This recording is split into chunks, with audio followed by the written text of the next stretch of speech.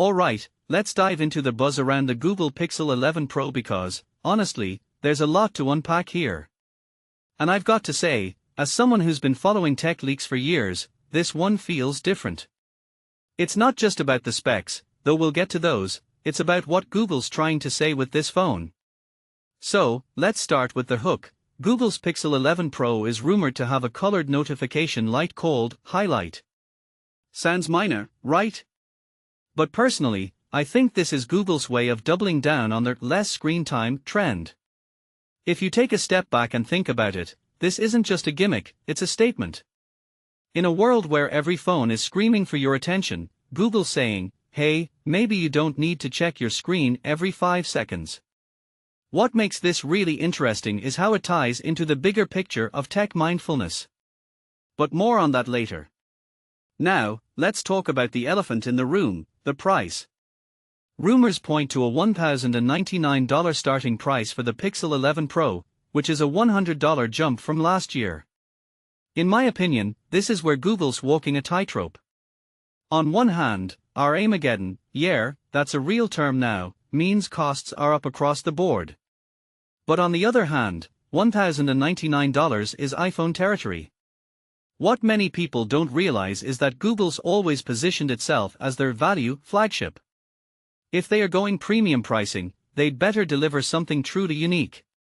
And that brings us back to HiLight. Is a notification light worth $100 extra? Personally, I'm not convinced, but I'm intrigued by the philosophy behind it.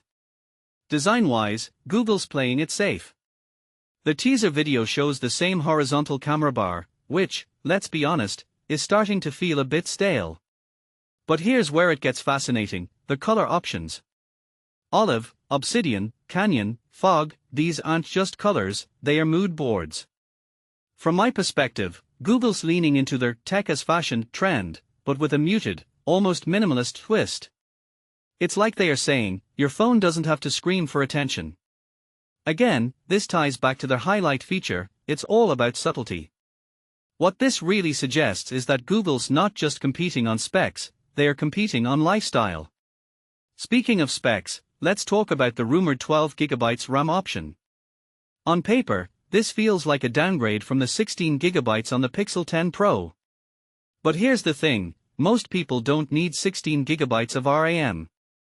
What Google's doing here, in my opinion, is segmenting their audience. The 12GB model is likely for the I just want a good phone crowd, while the 16GB is for power users. One thing that immediately stands out is how this mirrors Apple's strategy with the iPhone, base model for most, Pro for the rest. But Google's doing it with Android, which raises a deeper question, is Android finally growing up? Now, let's talk cameras because, let's be real, that's why most people buy Pixels. Their megapixel counts are the same as last year, which feels like a missed opportunity.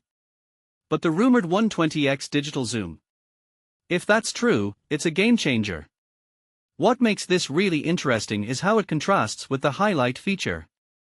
On one hand, Google's pushing cutting-edge zoom, on the other, they are saying, maybe you don't need to zoom in on every detail.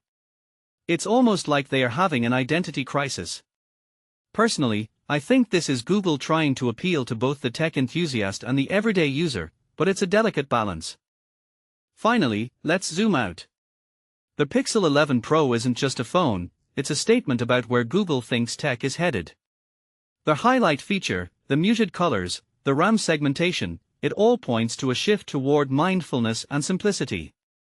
But here's the kicker, is the world ready for a $1,099 mindful phone? In my opinion, Google's betting on it, but they are also hedging their bets with features like 120x zoom. What this really suggests is that even Google isn't sure what the future looks like. And that, my friends, is what makes this launch so fascinating. So, here's my closing thought, the Pixel 11 Pro isn't just a phone, it's a question. Is tech about more power, or is it about less distraction? Google's trying to answer both, and I can't wait to see if they pull it off. What do you think? Let me know in the comments below, and don't forget to hit that subscribe button for more tech breakdowns like this. Cheers!